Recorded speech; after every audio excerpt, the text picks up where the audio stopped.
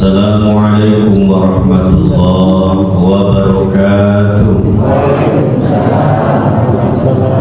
Alhamdulillahi rabbil alamin, alladzi anzala as-sakinata fi qulubil mu'minin liyazdadu imanan ma'a imanihim. Asyhadu an la ilaha illallah wa asyhadu anna Muhammadar Rasulullah. Subhanaka la ilma lana illa ma 'allamtana innaka antal alimul hakim. La haula wa la quwwata illa billahil aliyyil azim. Alim ulama, cerdik pandai, tokoh masyarakat, hadirin hadirat yang saya muliakan dan semoga dimuliakan Allah Subhanahu wa ta'ala. Bersyukur kepada Allah dengan ucapan alhamdulillah, malam ini kita dalam keadaan baik-baik saja. Saya doakan Bapak Ibu sehat selalu, panjang umur, banyak rezeki. Salawat dan salam kepada Nabi Muhammad sallallahu alaihi wasallam. Allahumma salli ala Sayyidina Muhammad wa ala ali Sayyidina Muhammad, dan berkirim salam kepadanya. Assalamualaikum ya Rasulullah. Bapak Ibu yang saya muliakan, Al-Quran banyak berbicara tentang sesuatu yang belum terjadi dan belum kita temui. Makanya karena sesuatu itu belum terjadi pada kita dan belum kita temui, ada orang yang percaya, ada orang yang ragu-ragu, ada orang yang mengingkari. Maka orang yang percaya, Allah ceritakan bagaimana respon Allah terhadap orang ini. Dan orang yang ragu-ragu pun Allah tunjukkan bagaimana respon Allah terhadap orang yang ragu-ragu. Dan orang yang ingkar atau mengingkari juga Allah ceritakan bagaimana sikap Allah terhadap orang yang mengingkari tersebut. Kalau ucapan manusia hari ini diucapkan hari ini juga, kita lihat kenapa sudah terjadi, sudah berpelajaran dari sesuatu yang telah berlalu. Tapi kadang ibu bapak yang semuliakan, tanpa sadar ungkapan manusia lebih dipercaya orang daripada ungkapan Allah dan Rasulnya. Ini yang menjadi masalah. Dokter ngomong, ibu, anak ibu tak boleh dikasih minum, sedikit-sedikit minumnya, satu sloki. Kenapa Pak Dokter? Nanti kalau minum banyak, penyakitnya bertambah parah. Jadi sedikit-sedikit. Tahu-taunya anak ini meninggal dunia. Kata anak itu, haus ma, diberi minum oleh ayahnya. Kata dokter, tidak boleh banyak-banyak, sedikit-sedikit. Akhirnya meninggal juga. Karena percaya dengan ungkapan dokter tadi, diberilah nak minum sedikit-sedikit. Apa kata kawan saya itu, dia ustaz juga dia. Kalau tahu anaknya mau meninggal, saya kasih aja minum banyak-banyak. Tapi begitu percaya orang yang bapak. Kalau Allah yang berbicara, wa'adallahu haqqa wa ma asdaqu minallahi qila. Ungkapan Allah itu pasti, kata Allah. Carilah ungkapan yang paling benar kecuali ungkapan Allah. Tapi ada orang yang percaya, ada orang yang ragu-ragu, ada orang yang mengingkarinya. Bukan dari ucapan, dari sikap dan perbuatan. Sekarang Bapak yang saya muliakan, ketika Allah menceritakan tentang penyesalan orang di alam barzakh, semua kita ini kan bakal mati semua ya Bapak. Nah, insya Allah ada yang duluan, ada yang belakangan. Semuanya setelah mati apa yang terjadi tidak ada yang tahu, kecuali hanya informasi oleh Al-Quran, informasi oleh Rasulullah. Orang kalau mendengarkan informasi itu dia dengar, tapi prakteknya tidak ada persiapan sama sekali. Nah, iwan yang semekan, begitu orang itu meninggal dunia, dia kata Rasulullah, innal mayyita ya'rifu man yasiluhu wa man yahmiluhu wa man yudilluhu fi qabrihi.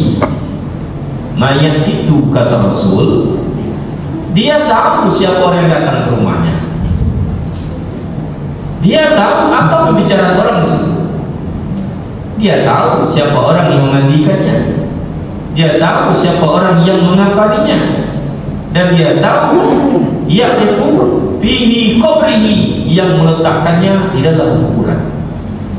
Tahu dia, Pak. Kalau dia tahu, apa kata Rasulullah SAW? Tasiyah layak. Idza dakhalta fil bait wa indahul mayyit wal marid falyaqra yaqra indahu surat Yasin. Kata Rasul, kalau kau masuk ke sebuah rumah, di situ ada mayat yang sedang terbaring, kata Rasul, falyaqra surat Yasin, bacakan di sampingnya surah Yasin. Ini orang yang layak. Tapi coba Bapak Ibu lihat orang layak hari ini. Hitung yang datang berapa orang yang mengamalkan perintah Rasulullah ini dalam kitab Muraqil Ubudiyah. Berapa orang yang mengamalkan ini? Mulai ucapan Rasulullah tidak diyakini lagi oleh orang. Mulai, Pak. Kalau tak bisa baca Quran, kata Rasulullah, doakan. Mana dalilnya, Ustaz? Datang Rasul ke rumah sahabat yang meninggal dunia, masuk Rasulullah, dibukanya tutup wajah mayat itu. Kaget Rasulullah, astagfirullah, kata Rasul, tutup lagi. Dipanggilnya anaknya, nah, sini. Ada apa ya Rasul? Ayahmu ini waktu hidup gimana perangainya ini? Dijawab oleh anak tadi, ayah saya sering meninggalkan sholat lima waktu ya Rasul. Doa Rasulullah. Angkat tangan Rasulullah, didoakan. Ya Allah, cukuplah di akhirat saja kau perlihatkan siksamu, jangan kau perlihatkan di dunia ini ya Allah. Amin.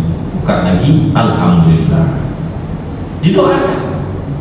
Padahal Bapak, wajah si mayat ini berubah menjadi babi hutan.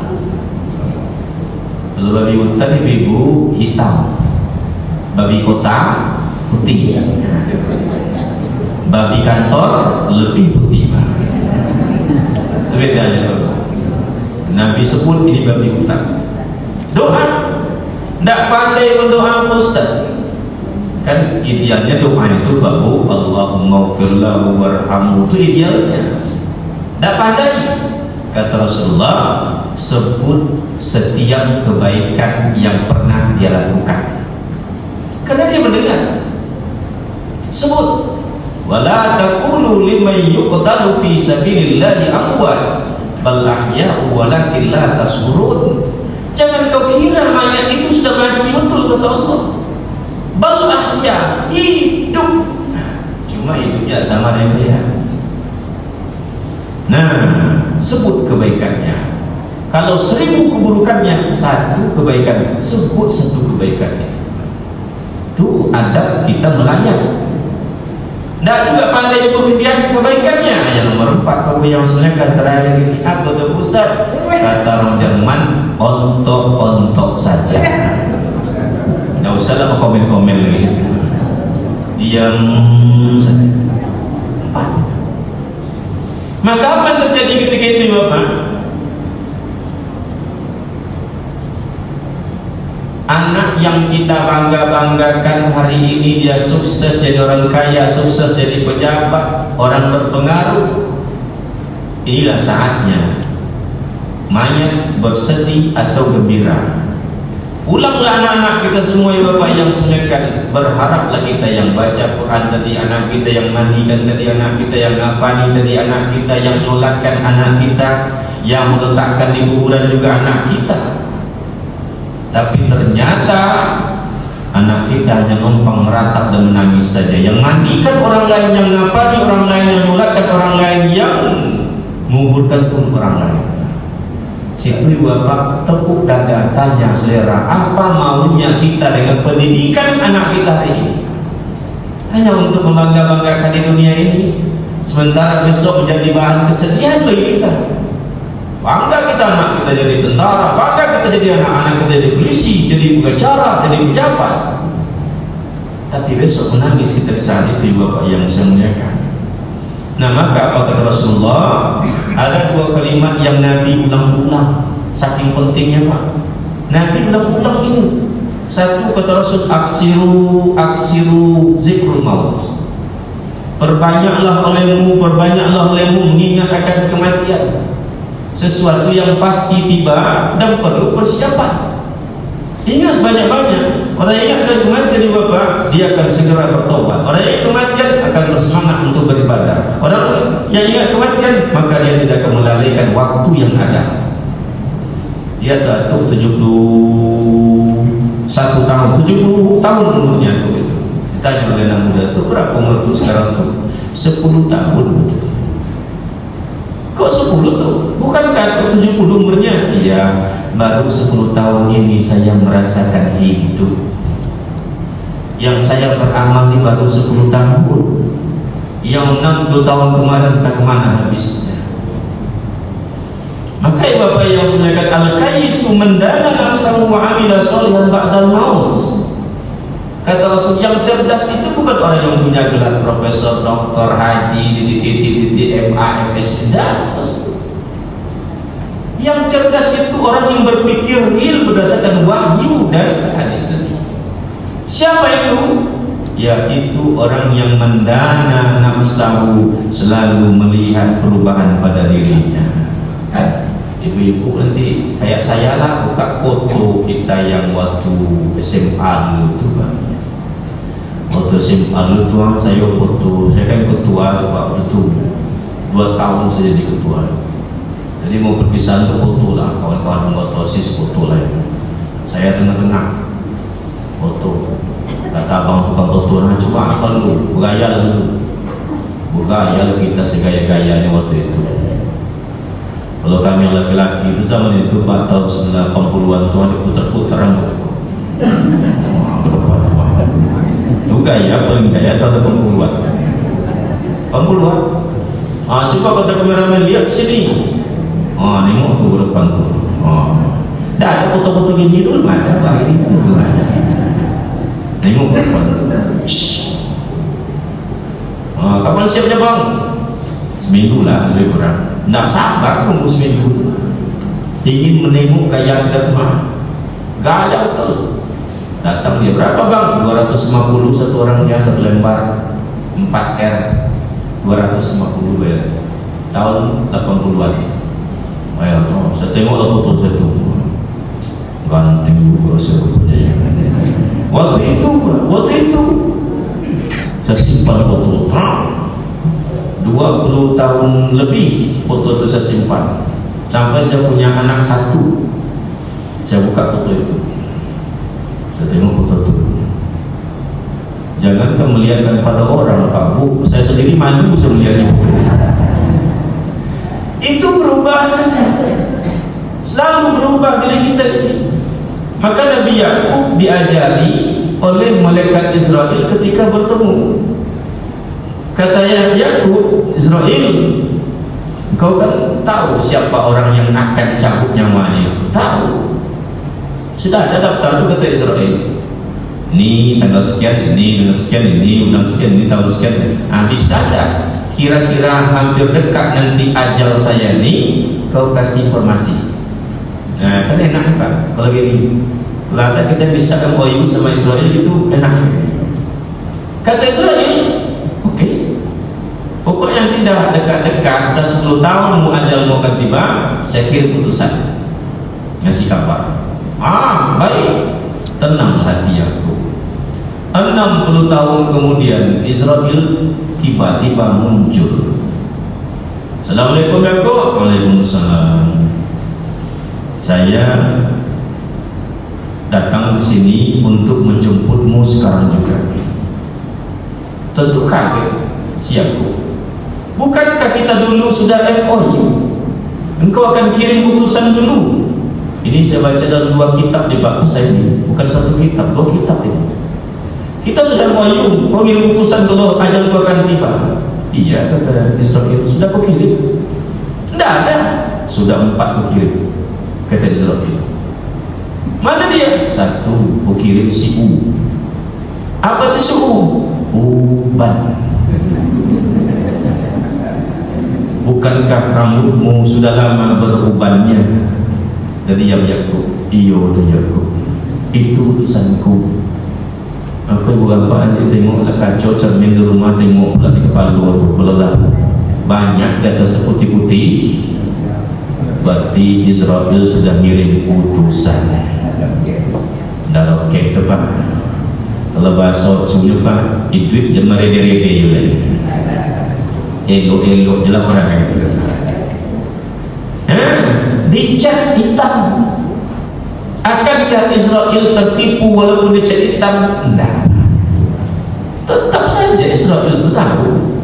Yang kedua kata Israel, dah aku kirim kepadamu si buta. Dibantah oleh Yakub, mata saya tidak buta. Bukan itu maksudnya. Bukankah daya penglihatanmu sudah jauh berkurang? Cik piti yang joleh yang aku tengok nilai. Yang lain lah saya tengok sedoyo. Batok kok kalau kawan, hei tengok pun nak kawan lepas. Dari belakang macam kawan gitu betul nampaknya. Ditokok telinga di belakang, tengok dia, rupanya nak kawan lepas. Kenapa? Dah salah tengok. Ada pula ibu-ibu ditareknya orang laki-laki ulang-ulang tarik cungkir. Dikiranya suaminya bersama perempuan lain, rupanya laki-laki lain. Lah salah tengok. Namanya.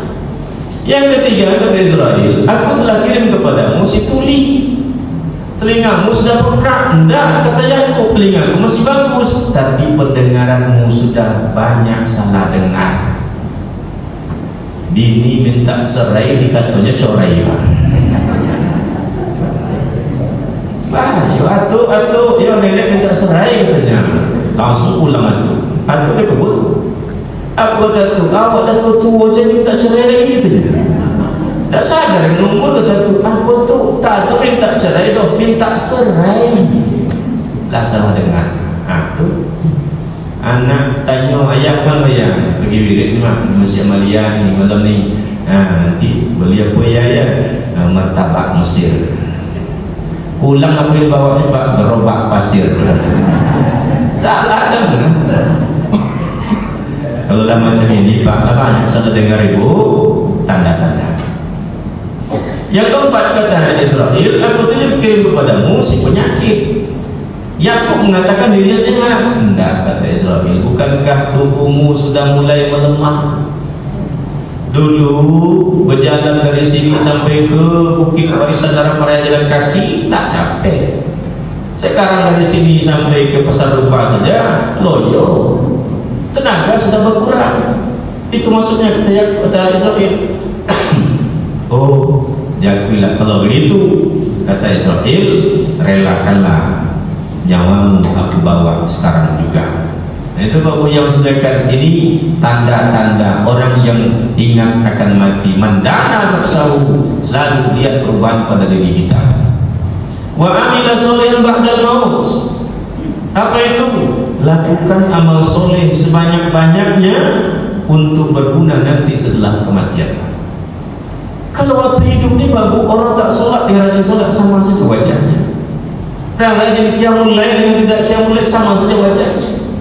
Orang rajin puasa Senin Kamis, sama saja wajahnya.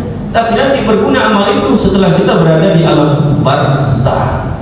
Maka kata Rasulullah berdoa, dia berdoa Rasulullah, Allahumma hawwin alaina fi syakaratil maut, Allahumma hawwin alaina fi syakaratil maut. Nanya sahabat, ya Rasul, kenapa kau ulang 2 kali kalimat itu ya Rasul? Yang lain kenapa tidak diulang 2 kali? Kata Rasul, sakaratul maut itu dahsyat sekali. Seperti apa dahsyatnya Rasul? Tiga hal terjadi dalam satu kejadian. Satu, sakit yang luar biasa. Ditusuk jarum saja, ibu-ibu pasang jilbab, salah pasang jarum pentul, kena kulit, langsung kesiul. Ngapa mah? Kata suaminya, ini yang kena jarum, baru satu jarum betul. Sakitnya satu maaf kata Rasulullah seperti ditusuk 300 kali tusukan pakai pedang. Apa tak ngeri sakitnya? Yang kedua kata Rasul, kita berada di alam bawah sadar. Apa yang mengisi rongga hati kita, itulah yang akan keluar ketika kita seperti maut. Walaupun mata terbuka, nengok dengan kita, orang tua kita tu, ayah ikuti ayah la ilaha illallah, tak respon. Kenapa tak respon? Dalamnya kosong. Kalau dalamnya air putih, dituangkan keluar air putih. Kalau dalamnya kopi, dituangkan keluar kopi. Dalamnya teh, dituangkan keluar teh. Dalamnya kosong, dikeluarkan kosong. Nah, kalau isi Bapak, apa isinya? La yazalu lisanuka rabban min zikrillah. Jangan sampai kering lisanmu itu karena zikir kepada Allah. Baik itu zikirnya yang zikir ataupun zikir yang bermakna zikir. Zikir yang zikir ialah la ilaha illallah, la ilaha illallah. Metode terserah. Mau pakai ngangguk lenggang-lenggok tak masalah, atau diam saja pun kepala tak masalah. Maka zikir kenapa kepala yang digoyangkan? Karena sini isinya semua. Ada mata, ada telinga, ada bibir, ada mulut, ada hidung, sini semua ada otak. Dan digoyangkan. Tapi kenapa lagu dangdut babu yang digoyangkan bagian pusat ke bawah? Di situ sumber nafsunya semua. Maka kalau zikir tak mungkin pinggul pun tak digoyang dah. Gila, tak mungkin. Kepala diisi.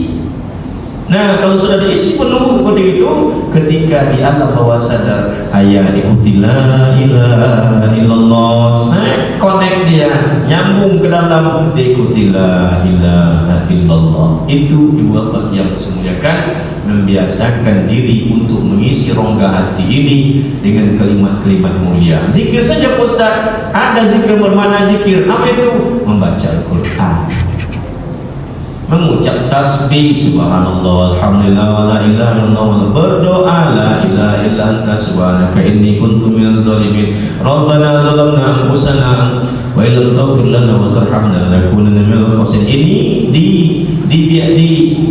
diwiridkan banyak-banyak di bulan Muharram, dianjurkan oleh ulama. Kenapa? Ini istighfar Nabi Adam dan istighfar Nabi Yunus. Itu dianjurkan.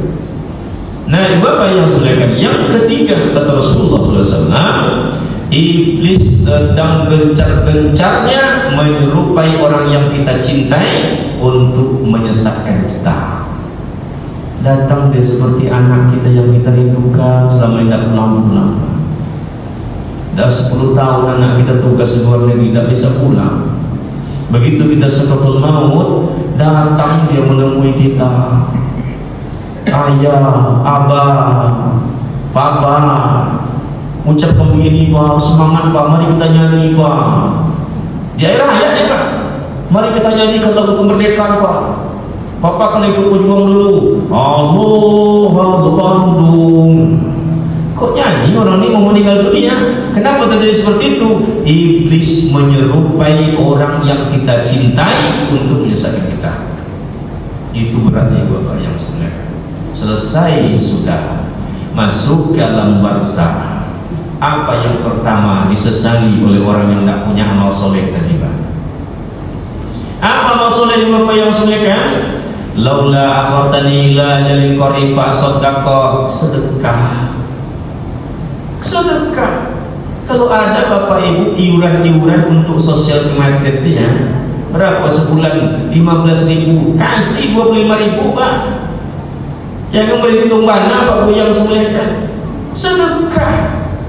Waktu hiduplah kita bersedekah, dan mati Bapak, tidak ada lagi cerita sedekah. Yang ada ialah menyesal kenapa tidak bersedekah, karena sedekahlah amal pertama yang menyambut kehadiran kita di alam barzakh. Sedekah tapi dulu. Nah, kan bisa anak kita bersedekah. Ibu bapak, begitu kita meninggal dunia, harta yang tinggal itu bukan milik kita lagi. Itu milik orang yang hidup atau ahli waris. Kalau dia sedekahkan harta itu sedekah dia. Memang berharap dia pahalanya sampai kepada kita, tapi bukan lagi harta kita. Kalau dibadalkannya kita haji umroh, itu harta dia. Dia berharap pahalanya sampai kepada kita. Dia kurbankan kita ibu bapak, itu harta dia. Berharap pahalanya sampai kepada kita. Harta kita sudah habis begitu kita sudah meninggal dunia. Maka waktu hidup ini kita sedekah. Begitu masuk dalam barzakh, disambut oleh pahala sedekah tadi. Kalau tak ada, mulailah mayat menangis sepanjang hari di alam barzakh itu. Laula akhartani ila ajalin qarib fa asaddaqa. Ya Allah, boleh tak tunda kematian sesebentar ya Allah? Itu apa kata Allah? Saya mau bersedekah. Sekaranglah saatnya Bapak yang sedekah. Yang kedua ya Bapak, apa tangis mayat? Rabbirji'uni la'alli a'mal salihan ma taraktu. Ya Allah, banyak dulu kesempatan beramal tapi tak saya kerjakan. Harga sawi 3.000 sekilo ya Allah, tapi saya tak juga berangkat haji umrah. Belum juga daftar haji, ada kesempatan juga pergi umrah ya Allah. Tidak ada amal soleh. Sekarang harta diperebutkan oleh orang yang hidup di dunia, dibadalkan iya, tapi harta anak kita. Amal soleh tak sempat kita kerjakan. Menangis mayat dalam kubur, amal soleh yang kurang ibu bapak. Maka hidup ini kesempatan untuk melakukan amal soleh. Besok bapak pagi setelah subuh berjemaah di sini, setelah subuh. Kalau tak ada kegiatan apa lagi, kita sudah purna bakti pak. Dah pensiun, duduk di masjid ini, baca Quran, zikir. Begitu terbit cahaya matahari awal, sholatlah 2 rakaat. Nilainya di sisi Allah luar biasa. Seumpama, tapi bukan ini seumpama pahala haji umrah. Seumpama begitu penghargaan Allah kepada orang yajlisu fi musallahi hatta yatlibus samsi, yang duduk di masjid sampai terbit cahaya matahari. Itu penghargaan Allah. Nah ini apalagi kita yang sudah minim kegiatan, tidak banyak lagi kegiatan kita yang sudah pensiun atau purna bakti. Nah bapak yang sebenarnya. Yang ketiga, apa yang tangis mayat kubur? Lau kunna nasmi'u aw na'kilu ma kunna bi ashabis sa'ir. Belum, tidak ada kata-kata terlambat pak. Untuk menuntut ilmu agama, belajar Al-Quran, tidak ada kata-kata terlambat. Ya Allah, kalau dulu saya mau serius belajar agama ini, Allah, tidak mungkin saya menderita di tempat yang seperti ini. Pokoknya Bapak, saya cuma bersaran, berhimbau kepada kita semua Pak, jangan waktu menunggu kita. Sholat itu sudah tentukan waktunya, kita tunggu waktu sholat itu, bukan sholat yang menunggu kita. Luangkan waktu Pak. Long life education minal mahdi ilal lahdi. Belajar Al-Quran itu mulai dari ayunan sampai ke liang lahat, tak boleh berhenti. Sungguh pun Abu Hurairah usianya masuk Islam 62 tahun, masuk Islam 60 tahun, dia menjadi sahabat yang paling banyak meriwayatkan hadis. Jadi tidak ada kata-kata terlambat Pak. Kalau ada bapak ibu yang belum pandai baca Quran malam ini, jangan pernah merasa malu untuk taksim belajar Al-Quran. Semua yang kita lakukan berhubungan dengan Al-Quran. Haji kita, doa-doa dalam Al-Quran. Sholat kita yang baca semuanya Al-Quran. Apalagi bapak yang umroh, doa-doa dalam Al-Quran. Doa-doa dalam Al-Quran. Gimana? Yang kita maksud lain, yang kita baca lain. Kenapa? Tidak pandai membacanya. Taksim, jangan pernah merasa terlambat untuk belajar agama. Terus bapak yang menyampaikan, terus jangan berhenti. Karena ada walatu Ustaz, tidak masuk otak boleh Ustaz. Karena latubu itu Pak, semakin tidak masuk, masukkan tarikan. Nah, Kalau muda sekali dengar masuk, dah tua 10 kali dengar baru masuk. Karena tua tu lebih sering kita lakukan. Maka Bapak yang saya muliakan, ini satu hal yang akan dipertanyakan Allah. Kenapa kau dulu tidak belajar ilmu agama dengan baik? 4. Apa yang kami simak dalam kubur Bapak yang saya muliakan? Mati meninggalkan hutang. Kenapa orang mati meninggalkan hutang? Man mata wa huwa bari'un min salas dakhala jannah. Ada 3 kelompok manusia yang terdaftar nama di surga. Samsul Rijal surga Firdaus, Haji Ilham di surga Ma'wa, Bapak Ketua ini di surga lain lagi, terdaftar namanya. Tapi begitu mau masuk surga, pintu tertutup. Memang dia tak masuk neraka, tapi pintu tertutup. Nah, kalau di dunia ini baru bisa kita panggil tukang pintu, bisa tukang kunci. Nah, dari Jepang kita panggil, oh Jepang, berapa nih buka pintu nih? Kata orang Jepang 5 juta nih Pak. Kok mahal? Beli kunci alat 2,5 juta untuk ambo 2,5 juta kata Jepang. Nah, adalah Amerika lah panggil mereka.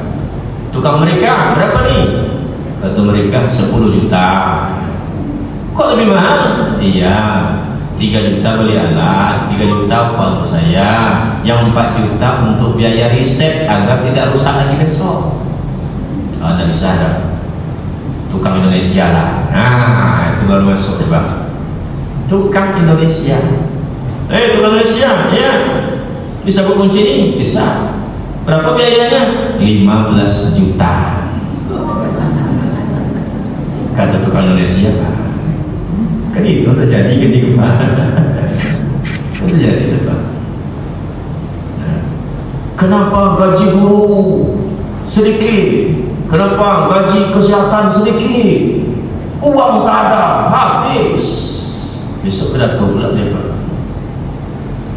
Ini anggota-anggota saya, para menteri minta uang 5 triliun, saya kasih 10 triliun.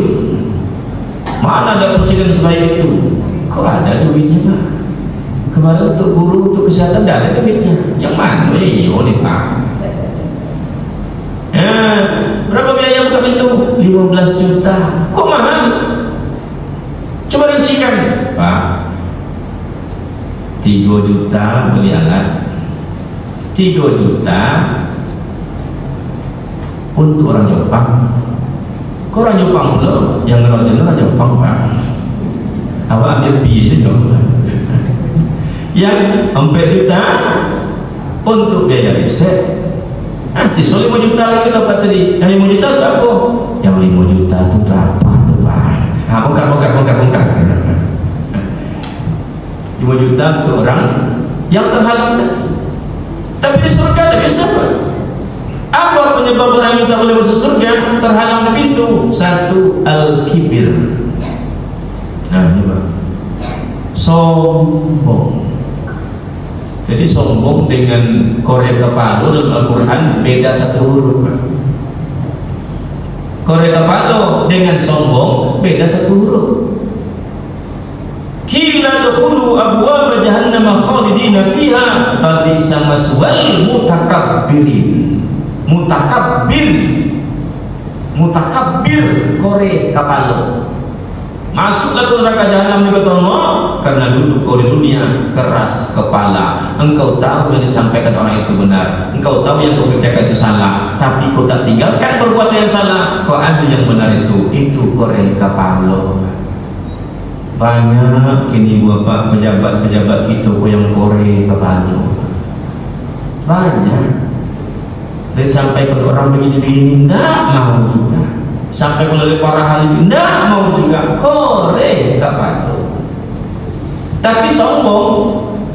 Salah satu la yukallimuhullahu yaumal qiyamah. Ada 3 kelompok manusia yang Allah tak mau ngomong dengan orang besok di yaumul qiyamah. Wala yuzakkihim, tidak dimaafkan. Wala yanzuru ilaihim, tidak mau melihat kepada orang ini. Tidak mau nengok Allah Tuhan. Kemarin hari Minggu ada makan kue talam durian gratis. di Jalan Sudirman. Jam 12 malam lah tutup jalan. Karena besok ada makan kue talam durian gratis. Wah, ramai. Ada ibu-ibu dari Tanggerang Timur datang sendirian. Rupanya dibagi tempat duduk berdasarkan kelurahan. Kelurahan Tanggerang Timur situ, kelurahan Tanggerang Selatan situ, kelurahan Wonorejo situ. Datang ibu tadi tengok tak nampak kawan satu pun. Orang lah makan kue talam, dia sibuk cari kawan. Ada panitia yang dia kenal, panitia itu kenal pula dengan dia. Ditanya, Pak, di mana letaknya Pak posisi warga dari Tanggerang Timur? Panitia ini tak mau ngomong dengan dia, panitia ini tak mau melihat dengan dia, panitia ini pun tak respon dengan dia. Seorang lain respon panitia ini. Betapa sakitnya hati sang ibu tadi karena dia bertanya ke orang yang kenal, tapi orang kenal itu tak mau ngomong dengan dia. Sakit hati Pak. Itu baru urusan kue talam durian Pak. Gimana besok urusan surga neraka di akhirat? Allah tak mau ngomong, tak mau melihat, tak mau memaafkan Allah ketika itu. Kepada siapa? 3 kelompok manusia. Satu di antaranya wa'ailun mustakabbir. Tadi mutakabbir, sekarang mustakabbir. Siapa ini? Orang miskin yang sombong. Tidak mau Allah melihat orang ini karena kesombongan yang tidak wajar. Ada orang kaya berlimpah-limpah kekayaannya, investasi di mana-mana, sombong dia. Kata orang wajarlah, memang kaya kok. Kemana-mana nak pernah injak tanah dia. Wajarlah kata. Ini miskin Pak, sombong pula, buruk pula lepas. Wajar Allah seperti itu. Makanya Bapak yang disemuliakan, oleh sebab itu satu orang yang terhalang dapat pintu surga itu yaitu orang yang sombong. Yang kedua Bapak yang disemuliakan, yaitu orang yang al-ghulu, fanatik buta. Jadi apapun organisasi kita silakan Bapak Ibu, tak masalah, tapi jangan fanatik buta dengan organisasi kita sehingga kita menjadi orang berputus hubungan dengan orang lain. Oh, usah lagi itu beda partai nawak, usah lagi, jangan. Kayak Bapak, jangan fanatik buta. Sejarah membuktikan, saya buat dua contoh.